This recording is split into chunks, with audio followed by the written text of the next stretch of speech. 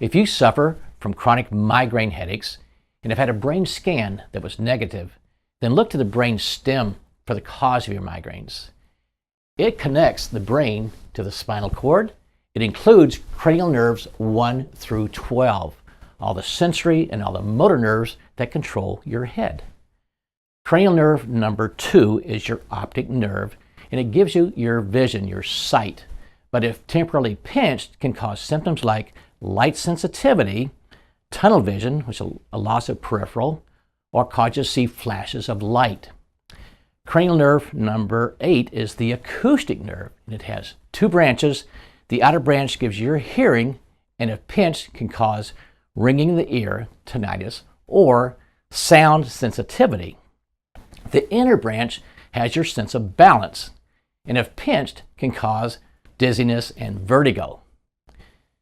Number 10 is the vagus nerve. It has a lot of functions, including gag reflex and digestion, and if pinched, can cause nausea and vomiting.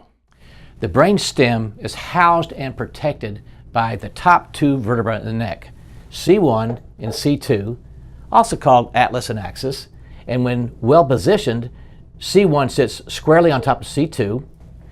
The spacing on either side of the odontoid process here should be equal, and the spinous process of C2 should be centered. This is an x-ray of a female who was involved in a motor vehicle accident in which her vehicle was T-boned on the right side, causing her head and neck to be thrown to the right. About a week later, she presented herself to our clinic complaining of severe left and right-sided neck pain and a left-sided migraine. And you can clearly see on this x-ray that the C1 vertebra is shifted to the right. There's a larger space of the odontoid process on the right than on the left. If the C1 vertebra shifts to the right side like this, it's going to contact the brainstem on the left side, pinching the cranial nerves on the left side. On this patient's initial visit, I gently adjusted C1 vertebra from right to left, and within minutes, that episode of the migraine was resolved. And this patient was placed on a 3 times a week treatment regimen for the next 4 weeks, and by the 3rd week, she said that her migraines were totally resolved. On the initial visit, this patient asked me a good question. She looked at her x-ray and said, if my x-ray looks like this, then why do I have a migraine one day and not the next? And the answer is simple: physical and mental stress.